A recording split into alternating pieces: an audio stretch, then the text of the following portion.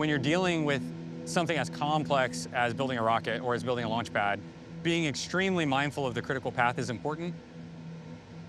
And what the critical path is the longest set of sequential events that are gated by each other that must be completed in order for a task to happen. Attention all operators on LVN0, we're getting ready for a pre-op brief for Flight 12 here. We're going to start off with some comm protocol. T-minus 1 minute. When we see an unexpected response, how confident are we in being able to explain that, such that we're not unknowingly walking into an actual bigger problem that this was just a small symptom of?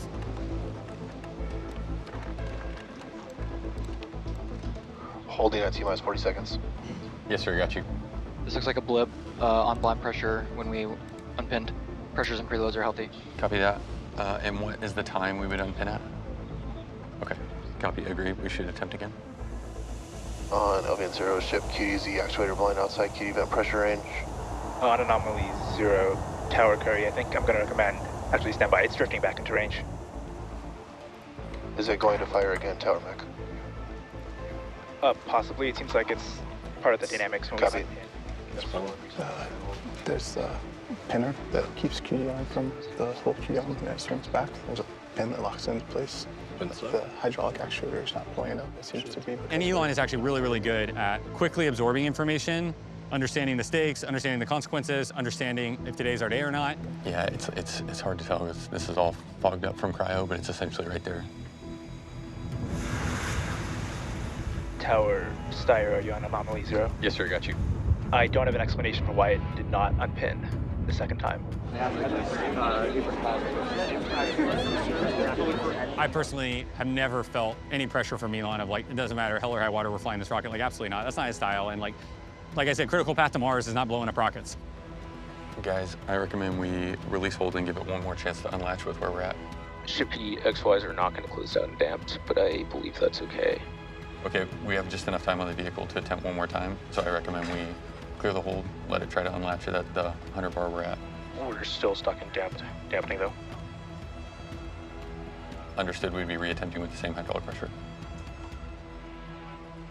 Cool, this will be our last attempt and then we're done on the rockets.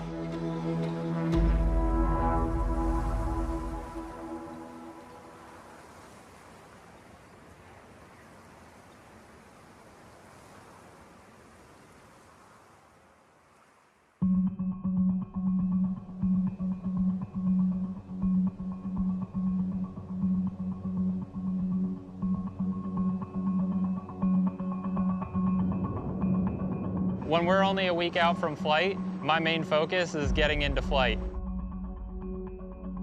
The thing that separates us from a lot of other companies is that we test fast and we test often, and that includes launches. We want to make sure the vehicle's all ready to go, we want to make sure the ground's all ready to go, but we also don't want to be caught in analysis paralysis. Our main objective today is a 10-engine static fire. Aboard. On LVN1, looks like we kicked out due to 2 combustors from the apex bank being pelted. There was a pad side abort called.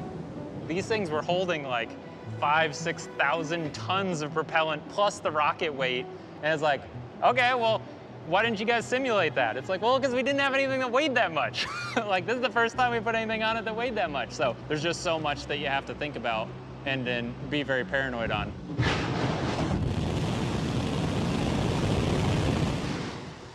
We kicked out early. All teams triage alerts, prepare for offload. We actually had another pad abort on the diverter. Basically, right during engine firing, it was so much noise and vibration that it actually shook the sensors that are located out in this area enough that they aborted us out of the test. We went back, obviously, afterwards and looked at all the data and tried to come up with smarter ways to basically still protect the integrity of the diverter throughout the operation while changing our parameters so that we were making sure that we would not abort again. A flame diverter is like a super simple concept that is like not at all complicated in operation and is just absolutely murderous in the details. These are extremely sophisticated thermal load sensing devices. If they turn into melted metal slag, then you know that you got too much heat. If you melt this, you're hotter than aluminum melts. If you melt this, you're hotter than zinc melts. If you melt this, you're hotter than copper melts. If you melt this, you're hotter than Sharpie melts. So we're sub-Sharpie. We have all of this mass flow, all of this energy that is just absolutely trying to obliterate our pad. We want to give it a thing to obliterate to keep from obliterating the things that we care about. And the thing we give it is water.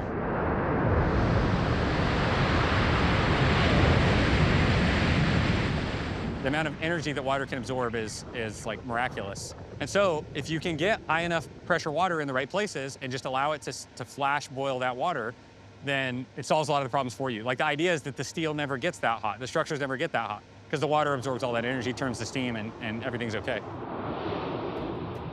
So for this flame deflector on pad 2, we're sitting somewhere in the neighborhood of about 650,000 gallons per minute.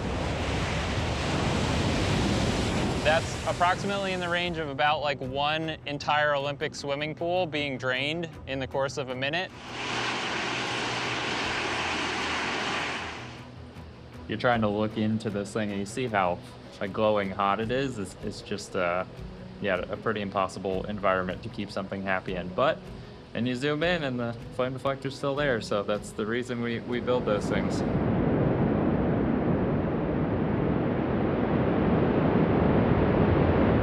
Putting the rocket into human terms is something really tough. 65,000 pounds per second of propellant that is coming out of the engines.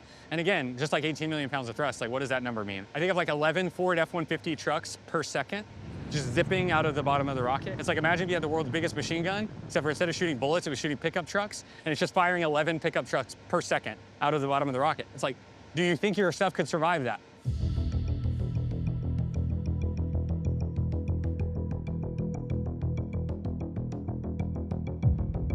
For the last, week or two, it's mostly just been running on stress and caffeine because we had so many things that we were trying to incorporate, and there's just a lot riding on this test. The previous test that we did not achieve enough duration such that we had the engineering data that we needed to be confident moving into flight. If not able to get this test off successfully today, then we're pushing launch day for day, which is an extremely big drag on the entire program and all the engineering teams involved. So there's always pressure going into an op, but this one is particularly high.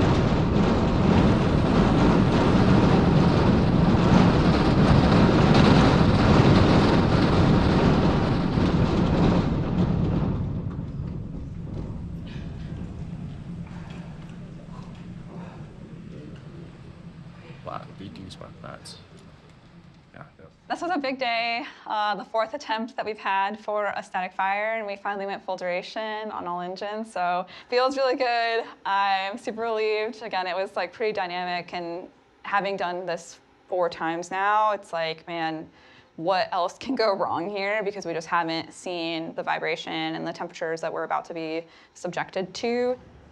We've never connected the QD to a vehicle, and we've never flowed propellant into a Starship on pad 2. So although this was a really big milestone, the next step is to prove that those systems work in the way that we designed them to.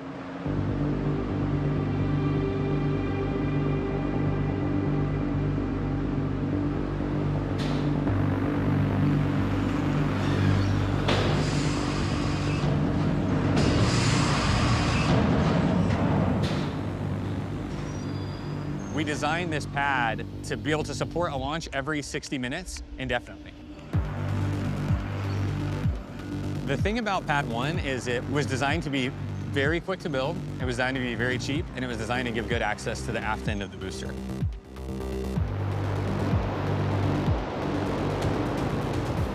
The reason all of those things were a design goal is because we sucked at building Starship pads and we sucked at building Starships. It's like we didn't know what we were doing because it was impossible to know what you were doing because no one had ever done something like this before.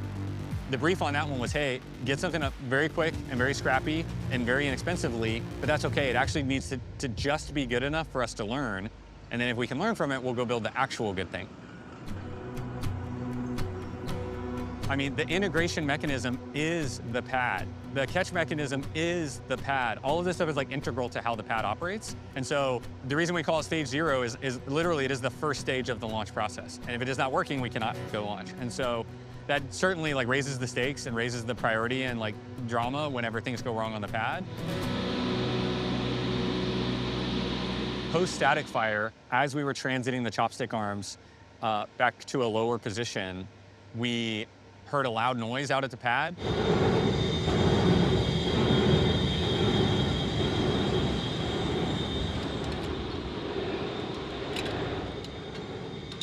It's vibrating the entire tower.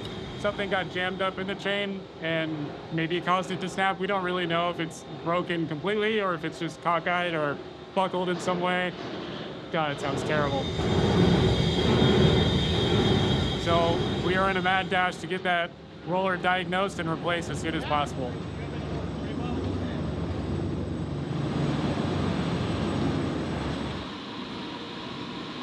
The chop carriage has many rollers positioned at different parts around the tower. And when I say roller, it's literally like, imagine the world's largest bicycle chain. It's built almost exactly like a bike chain, except for it's 380 pounds. And the chop carriage weighs a lot. And so it basically broke one of those links. The chain got bound up.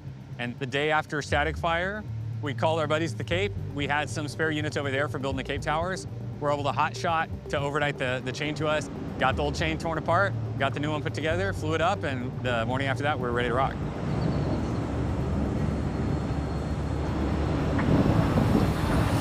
Hey, with these ones, make sure we're going up. Arriba. It was on the order of like 30 hours, 36 hours from we found the problem to had it fully back in service. On like an item that was not really designed to be very serviceable. To be able to come up with a scrappy plan, you know, temp support it with cranes, get in there and boogie is like, that's like just classic SpaceX nonsense.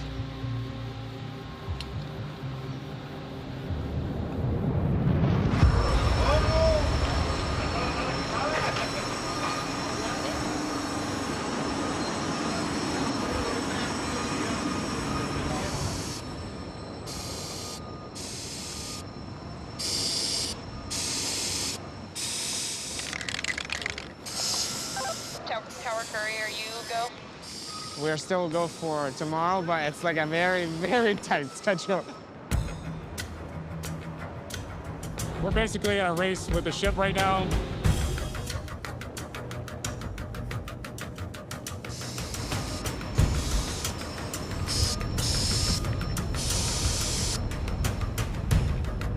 Switching in 3, 2, 1. All When you get off. All right, chopsticks are moving. Come on, baby.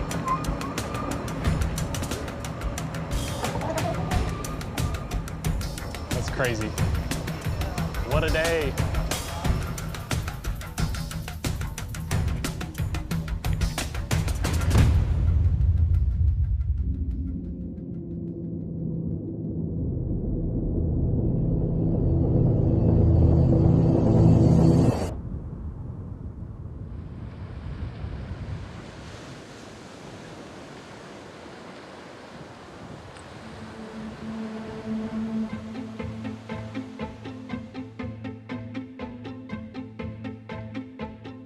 The purpose of this mission is to collect some really high-profile imagery of the Starship, specifically its heat shield, after re-entry.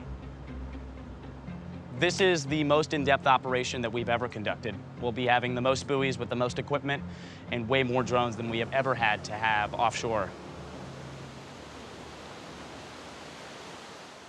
This buoy right here has been used since Flight 5. We deployed these buoys kind of like as a Hail Mary attempt. They were very scrappily, but, you know, as well as they could be put together.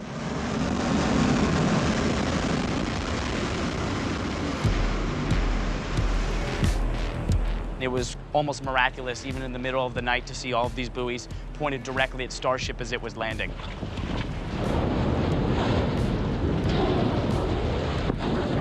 And gradually from flight 5, 6, 7, and onwards, these have always been deployed.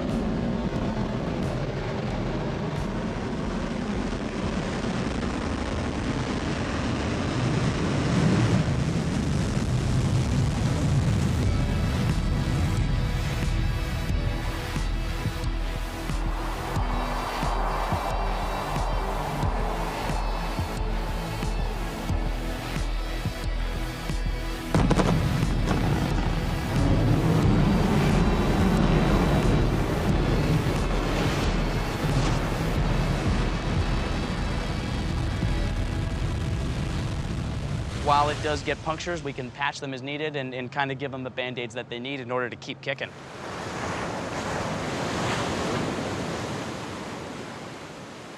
We just departed the port here at Exmouth. I think we've got about a 2.5 day transit, 500 nautical miles, up to a 21-day voyage out to the Indian Ocean.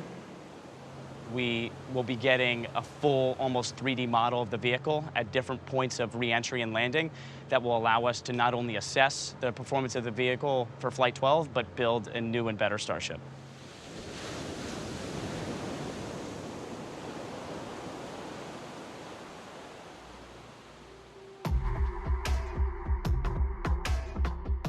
It's weird the things you find yourself getting good at in your quests to go to Mars or the moon or fly a bunch of satellites.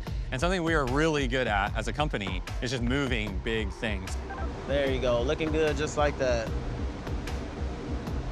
Yeah, you hug this left side, you'll be good on your right side off of the building. So we have a whole team of people, the CLT, the critical lift team. Good to roll forward. And their job is just to move, to maintain, to operate equipment and infrastructure to move heavy things all around. V-19 is now entering Highway 4. All of the great people of Starbase watching V-19 roll out to the pad. We wanted to make sure we made it down here for the first version 3. I was here for Flight 9 and 11. I got to see the catch. You don't get to say that every day. Honestly, just seeing V3 take flight, it's been a long wait, and also the flame trench is going to look pretty awesome. Looking good on your left side. Keep on rolling. Rolling, rolling, rolling. Just out here to watch the V-19 roll out with my family visiting Starbase. It's just cool to see everyone working at SpaceX together to push forward humanity's future. Got a beautiful line like that. We'll keep walking in just like that for a little bit. All clear in the front. And so they move our rockets. They are like, I mean, absolute pros at just give them a random, ginormous shape and say, this needs to get from here to there, and they'll go do it.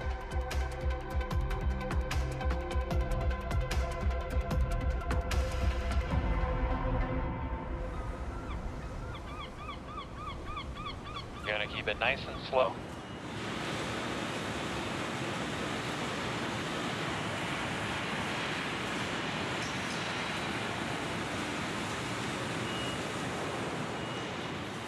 So right now we're in Star Factory and we're doing the final preparations to load the imaging satellites into our satellite speed loader.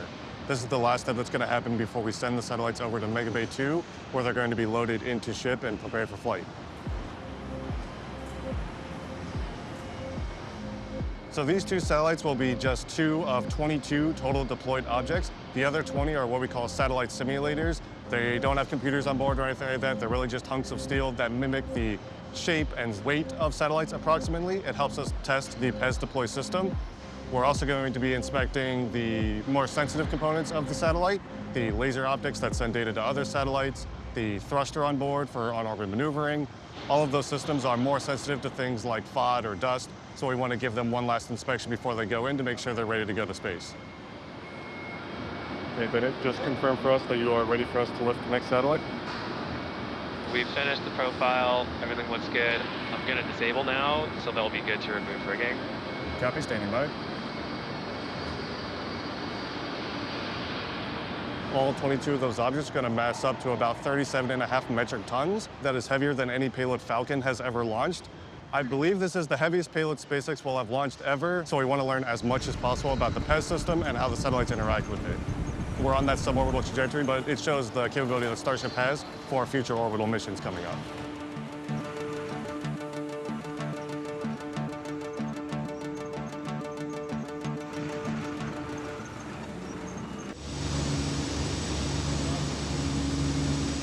Yeah, I was thinking, like, why the tower team has these big crises always, like, right before we have, like, a big operation. I think it has to just do with the scale of everything. Like, we have these big, complicated mechanisms that, like, need to work right every time we use them. And just replacing a roller turned into this several-day ordeal with flying shit in from the Cape, 3 cranes to get it in and out, where, like, if this was a broken bearing on some little dinky electrical motor, it would have been much easier to make that swap in an hour instead of 24. I feel like it also set us up for success in terms of like the getting mentally ready to act on immediate. So super exciting time tomorrow. Hopefully we see the fruits of our labor sort of culminate in a great successful flight.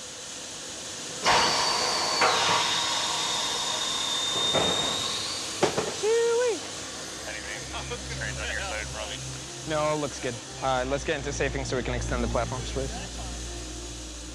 After this, we'll transition to preload for unlatch, take the HP to integrated ops, take it for flight, and then we'll do a quick go-no-go poll. I'll give you a countdown and we'll be releasing.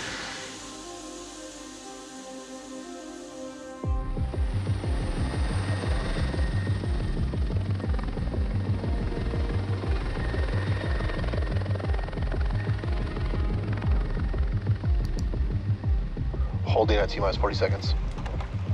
This looks like a blip on blind pressure when we unpinned. Pressures and preloads are healthy. Yeah, it's hard to tell. This is all fogged up from cryo, but it's essentially right there. Guys, I recommend we release hold and give it one more chance to unlatch with where we're at. Ship P XYs are not going to close down and damped, but I believe that's okay. Okay, we have just enough time on the vehicle to attempt one more time, so I recommend we clear the hold, let it try to unlatch it at the 100 bar we're at. We're still stuck in dampening though. Understood, we'd be reattempting with the same hydraulic pressure. Cool, this will be our last attempt and then we're done on the rockets. Unexpected drop in Z cylinder blind pressure when we unpinned. That was different from the first few tries? That's correct, different problem. Copy. Yeah, this might be due to QD arm dynamics when we unpin, so I don't think trying again is going to solve the problem, to be honest.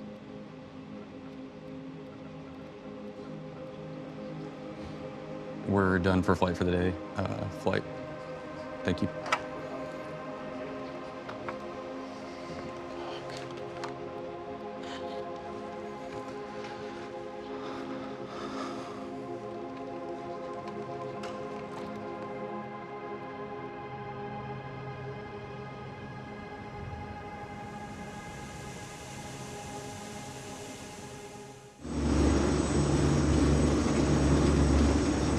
Mechanical systems really come alive in that last 40 seconds. As a part of that sequence, one of the things that we do is we unpin that arm so that the QD can swing away and not blow itself up as the rocket flies away.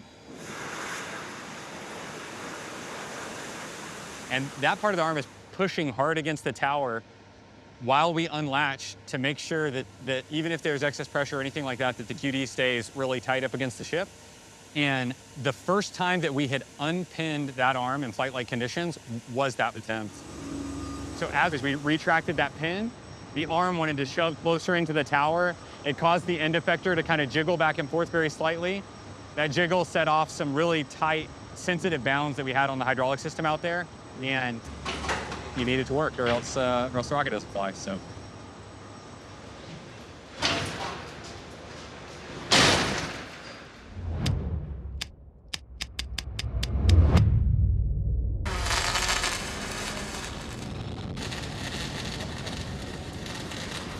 Always be paranoid. Going into this flight attempt, we were worried about a completely different thing, which was the hold for the actual vents on the fill drain. And then those passed, and then we got bit by something completely different. So you gotta be paranoid about everything.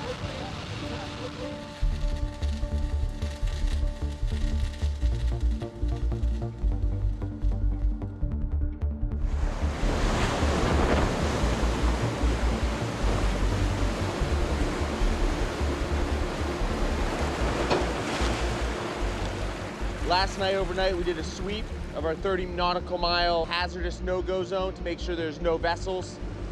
Range is currently clear. Everything's looking good. It's a little rough out. It's 1 o'clock in the morning. Doing final preps on all the buoys, getting all cameras online. This is when it all happens, at 1 o'clock in the morning. This is the most important mission we've done out here. We're putting in the most buoys and the most drones. So if we don't have this data, the people back home have no idea how the heat shield really performed. Sren, do you want to give it a final kiss goodbye for good luck? That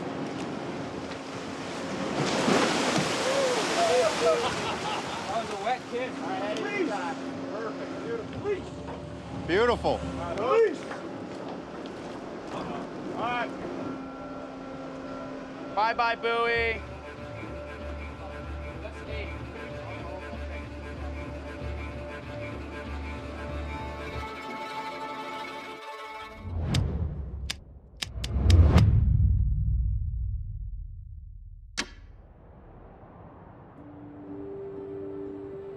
Good afternoon, welcome to the Starship Flight 12 Attempt 2 weather briefing. Starship range is currently green. Tower Kenny, are you up on countdown 1? Can you give a brief on what we did last night for the QD arm situation? So the cause of yesterday's abort was that the ship QD arm had dynamics when we tried to unpin it due to the preload that the ship QD mech was pushing into the vehicle with. The mitigations that we have in place today are that we've welded a hard stop bumper to the ship QD arm to limit the amount of displacement that can occur when the unpinner unpins. Attention all flight crew members, on countdown 1 is the final go-no-go poll for today's operations. RC? Go. Ground stations? Go. Flight software 1? Go. Raptor 1? Go. Raptor 2? Go. Stage 1? Go. Flight directors go as well. T-minus 1 minute.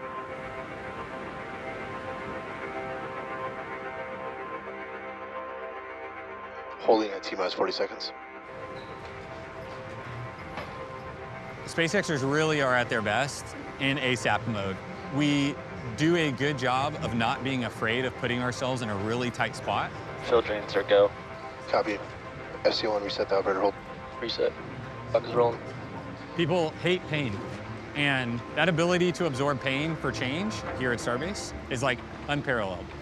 And if you just are willing to take a little bit of it, you can do the most amazing things. Flight directors go for launch. T-minus 10, 9, 8, 7, 6, Okay, here we go. 5, 4, 3, 2, 1.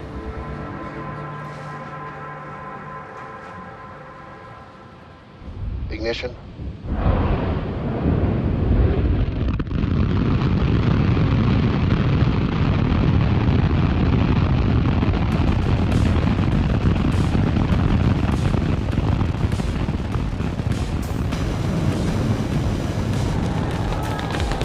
We have liftoff.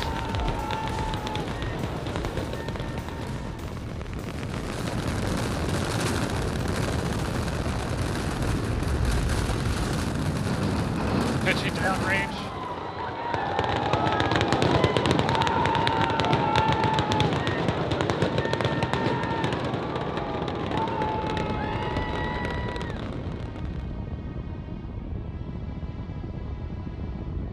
Max Q. Change separation.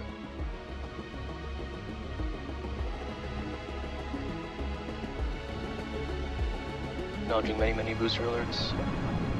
5 engines on base max stirred up. Flight software acknowledging mission abort, early boost back shutdown. Expected. Yes, sir. Can confirm exec team is aware that a booster did not make it to the final landing location. Ship avionics, power and telemetry nominal. We have healthy chamber pressures on 5 out of 6 ship Raptor engines.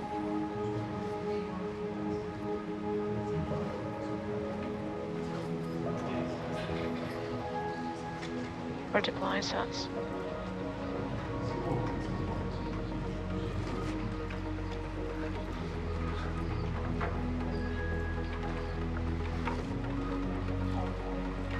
That was the coolest thing I've ever seen. Wow. Yeah, video of a satellite looking at our ship. This one looks good.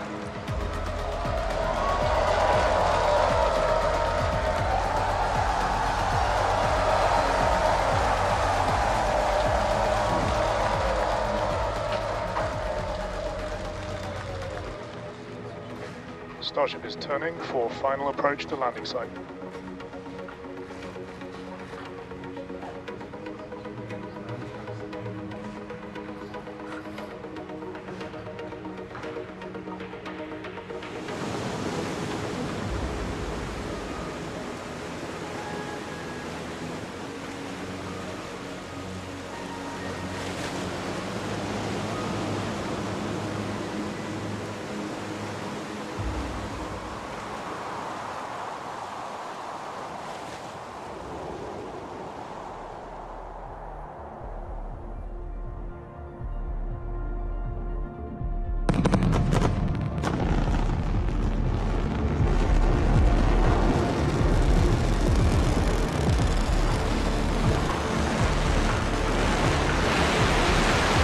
Starship has landed.